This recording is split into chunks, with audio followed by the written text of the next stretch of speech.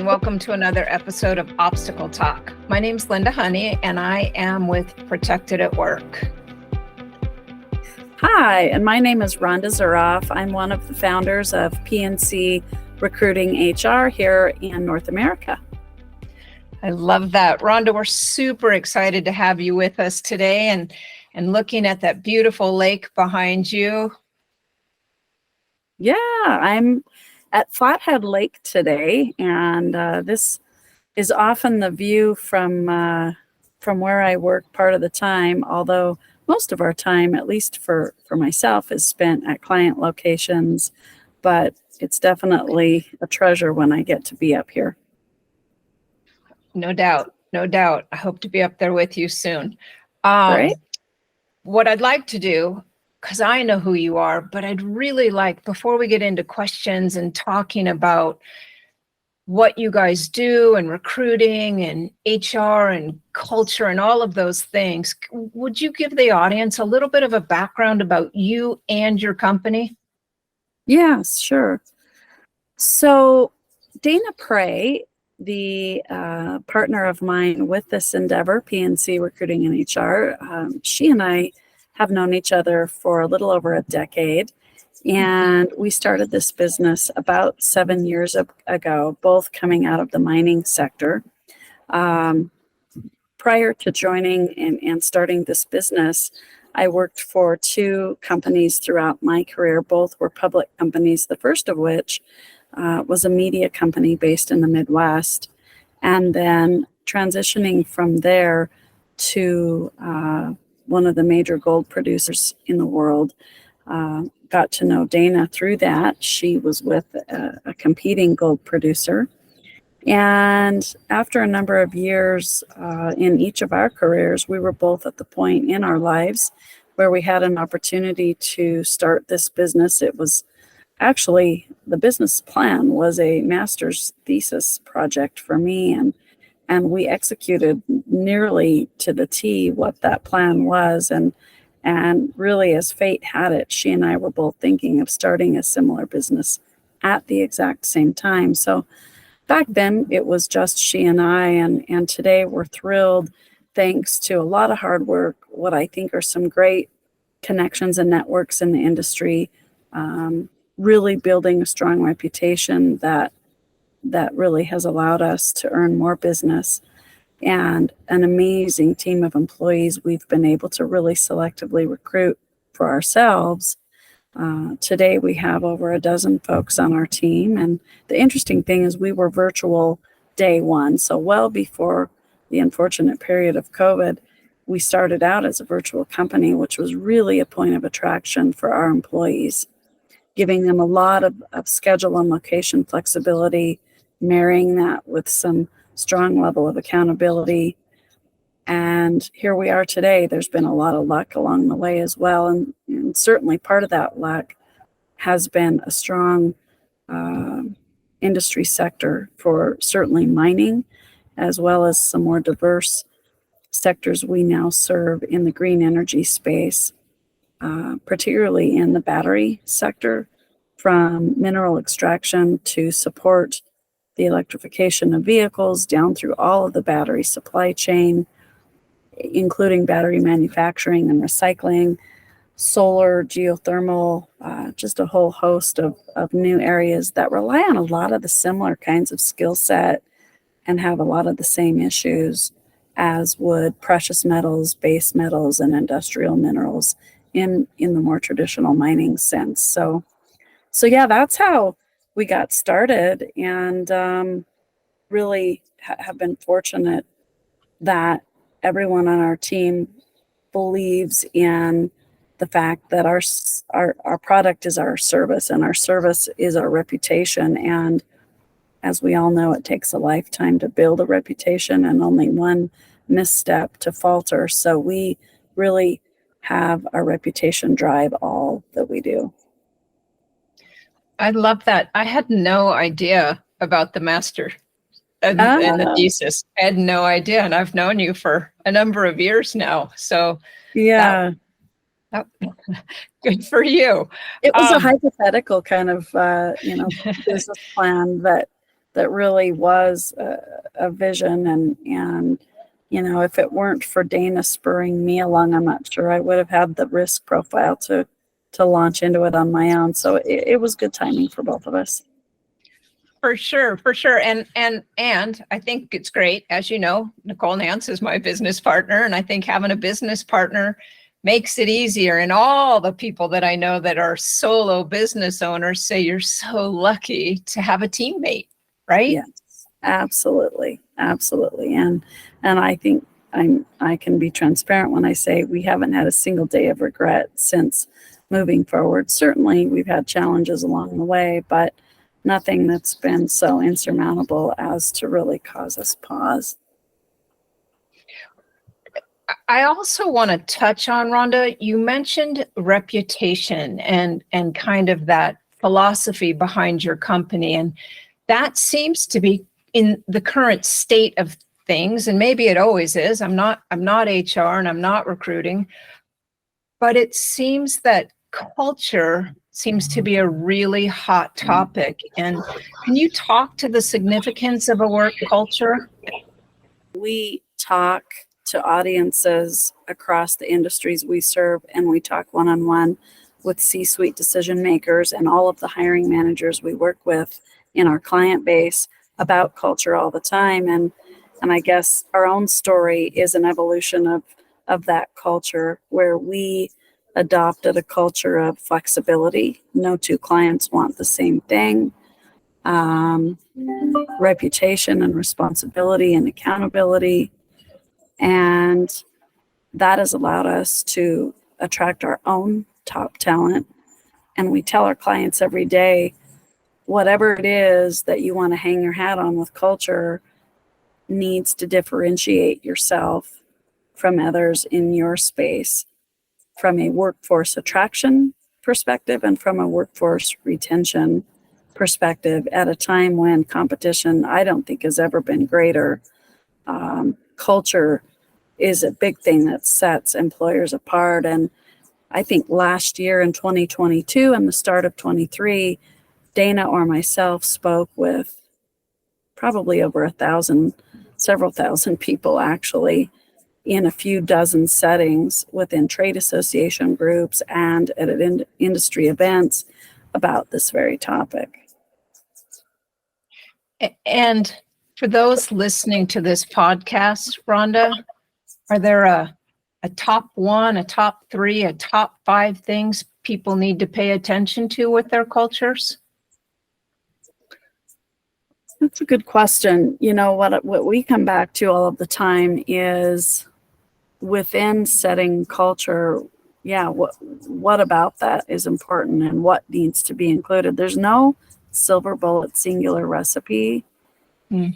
But what we can say is a recognition that today's workforce, really the 18-year-olds to the 40-year-olds for sure, want different things than people maybe in my demographic or your demographic, certainly different than the demographic of our parents, where, you know, I was raised with the belief that you're darn lucky to have a great job and you do whatever it's asked of you, and you know, you just put your nose down and you go to work and you don't speak up and just be fortunate with what you got. And that's not enough nowadays.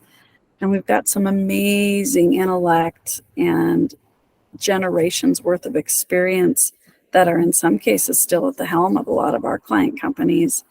And we spend time talking about, as difficult and as big of a gulp as that can be for some of us in my generation, I'll pick on, as difficult as that can be to come to terms with, it's the reality. And you don't have to subscribe to that philosophy, and you don't have to buy into culture being different for different eras of workforce. But I assure you one thing, if you don't come along and transform your own thought processes, you'll get left behind and the business will suffer. Your profitability will suffer. It might not be overnight. It might not be in the next 1 year or even your short-term or medium-term strategic plan, but medium to long-term, your business will suffer. Well, and I think you mentioned, right? It's about employee retention because they'll leave. Yeah. It's interesting. There's data this year that we talk about that says the average middle career professional considers a job move every 19 months. Back in my dad's and mom's generation and even mine, whoa, you spend 40 years with the company, or, in my case, 2 employers before starting this business. And you get much more in that. And all of a sudden you're viewed as, boy, you're job hoppy. There must be a story behind why you're not sticking with places, and it's probably not a good one. Some of that, I suppose, still holds true, but there's a whole lot more reasons that cause it. So back to your original question, asking your employees what's important to them is a big part of it. And we find recruiting 70% of our volume, maybe even a little higher. HR consulting, which takes a whole variety of paths for our clients, is the remaining piece of our business model. But within recruiting, the notion that if you pay well, they will come doesn't work anymore.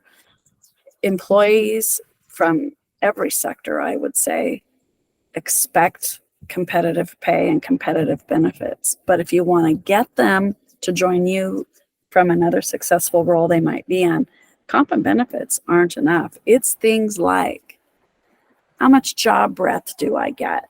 Am I stuck doing the same thing until I'm proven tried and true 5 years from now or 3 years from now, and then given opportunity for new tasks and new projects? Or do I really have a whole suite of variety?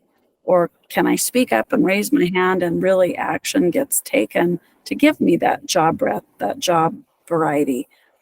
Whether I want to advance upward or not, job variety is important. Another thing that's important is flexibility, that work-life balance. I'm willing to give it my all to make sure my employer is successful, but I might need a different type of flexibility than the colleagues in my department.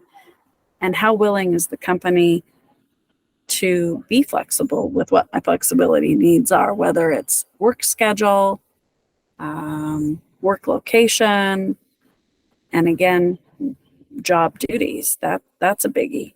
I think coupled with that, you think about what happened during COVID and the pandemic related new ways of thinking about job location and job schedule have created an expectation in the workforce, good or bad, like it or not, that has been challenging for employers to manage, particularly in our sectors where we're typically in precious metal, base metal, industrial mineral, and even to a large extent, manufacturing and some of the newer green energy sectors.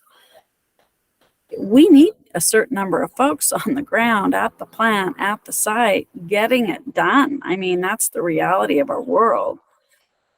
Although there are those disciplines within these sectors where it's not maybe as critical, or maybe they can job share or do a hybrid, work from home these days, work at plant or work at site those days. And all of that is weighing in on what makes an employer attractive to go to or to stay with. Yeah, I would agree with you completely. And then I would also add the thing we hear a lot, right? Because we are also on similar sites, and those boots on the ground folks want to be treated correctly or respectfully, or I don't know what terminology you'd use from your professional opinion. Yeah, that's a really good point. We teach several hundred people a year who are first-time supervisors. And we teach them about basic fundamental law that they need to be aware of course, but we spend most of the time teaching them about engaging with their employees and learning that every employee working under them needs different things and is motivated differently.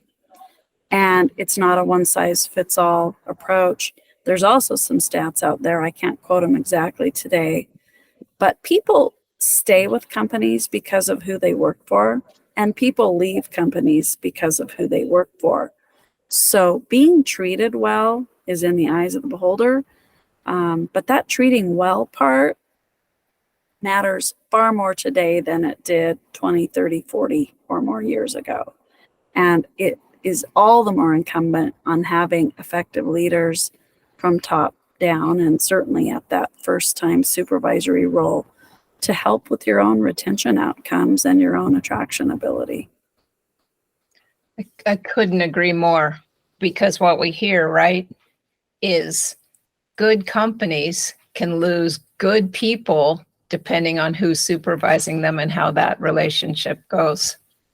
Very, very true. And it's a small price to pay to, in mining, there's story after story. And I've done it myself, being formerly in mining. You've got a great entry-level employee who has really stepped up, and they get more and more responsibility and assignment. And pretty soon they're given an opportunity to have that first crew lead position or that first supervisory role. And my gosh, how could they go wrong? They've been stellar up till now. So we set them totally up for failure by advancing them to a supervisory role and giving them, in some cases, zero readiness for that new world.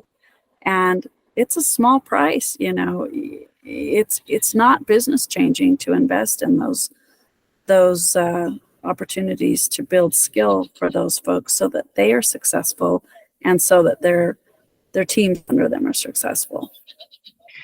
Well, and I think it's important to note that for your company, we hear recruiting, but you guys do so much more than that. And given just even knowing you and Dana and several of your employees, like, you bring a lot more to the table, whether it's your first time supervisor training or your leadership development, just all of it. Can you touch on those different things and kind of the methodology you guys use behind those?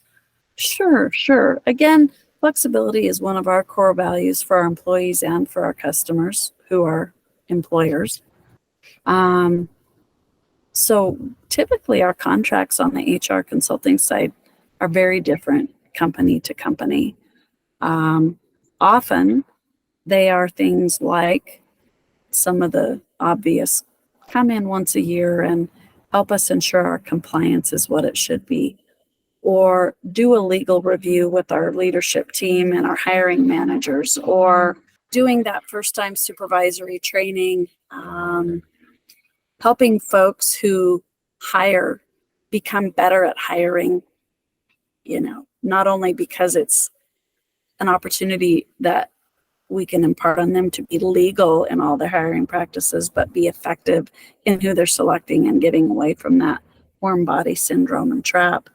Doing some behavioral based leadership and hiring training is common. Building diversity, equity, and inclusion programs. That's something we didn't think about more than a decade ago. At least Dana and I didn't so much. Our companies and the boards of the companies and the markets, particularly if they're public companies, it's incumbent upon them to have diversity programs and taking a look at equity and pay and a whole host of other topics. So DEI, as it's called, we help with that. We build compensation models for companies, or we refresh and review the ones they have to make sure they're competitive and legal in today's environment.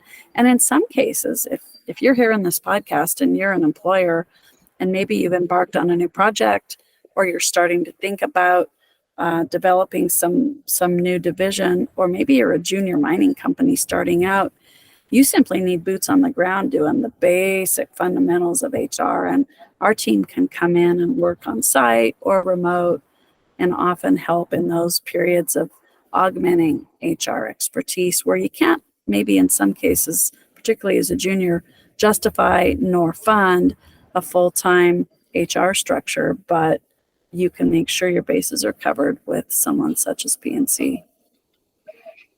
Yeah, that's great points. All great points. And I think, I know we're running shorter on time, but I think one of the things that I've observed about your company and as I've watched it grow and to go over here and do that, right, is that you guys are very much about, similar to Protected at Work, relationships, and then community involvement, and that giving back and being a part of. Is there something you could speak to on that, Rhonda? Sure. We expect each of our employees, along with Dana and myself as the owners, to be engaged, not only of financial support within the trade sectors that we work in, mining, green energy. We certainly fund a lot of things, but to give of our time, our knowledge and expertise, and that looks a few different ways. A lot of our team members and I serve on committees within industry trade associations. Some of us serve on boards of directors. For example, I'm on the, in the communities we're in, we serve philanthropically. Dana serves on Boys and Girls Club leadership, and SME, which is another trade organization unique to the mining space.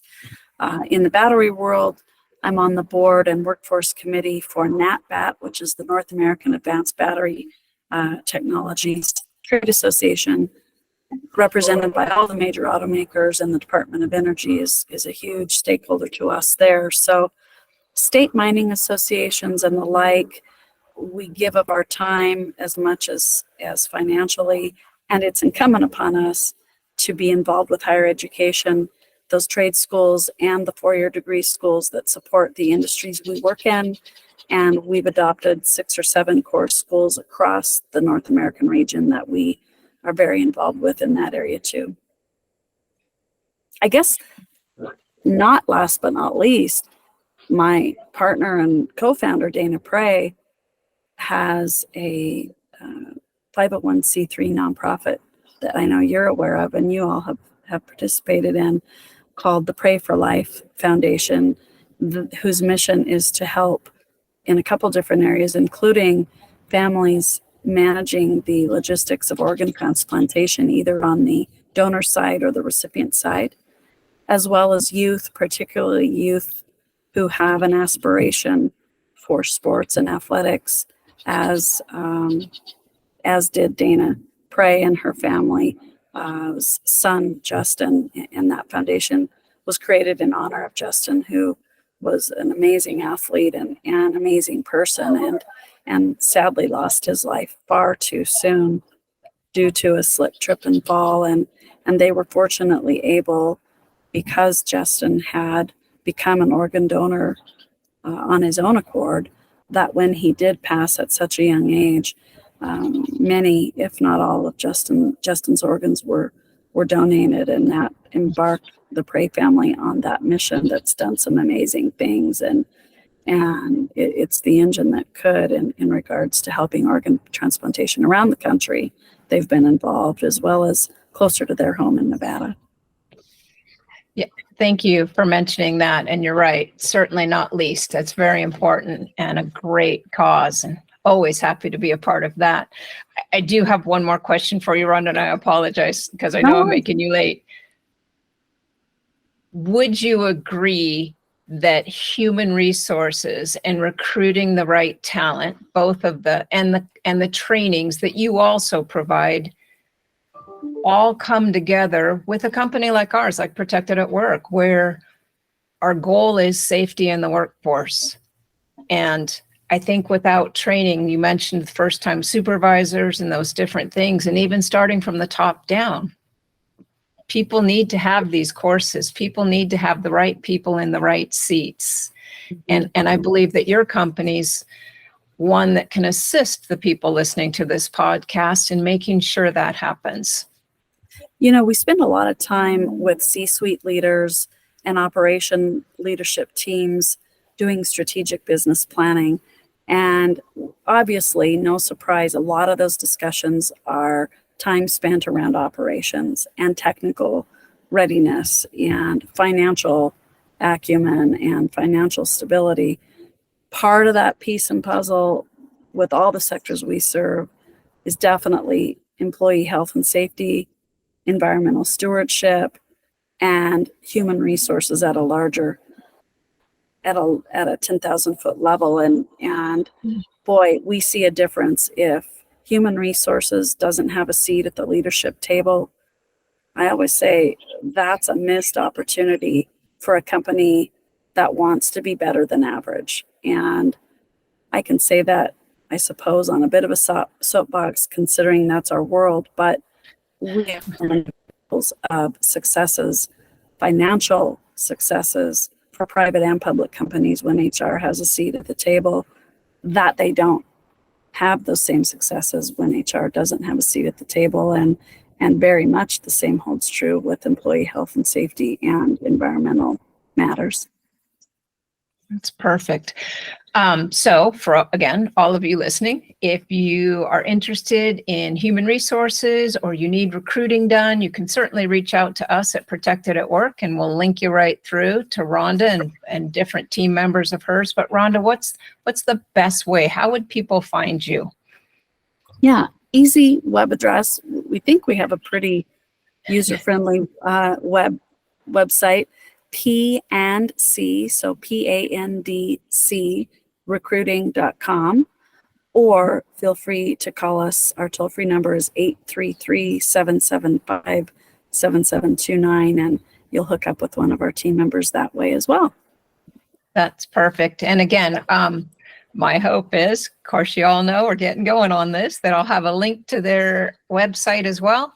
And look forward to being able to assist you guys joining together with P&C Recruiting. And Rhonda, thanks so much for joining us today. Thanks for having us. We love working with you and Nicole and your team, and are excited about what the future holds in regards to working together with you. So appreciate you allowing us this time. Absolutely. Have a great day. You too. Take care.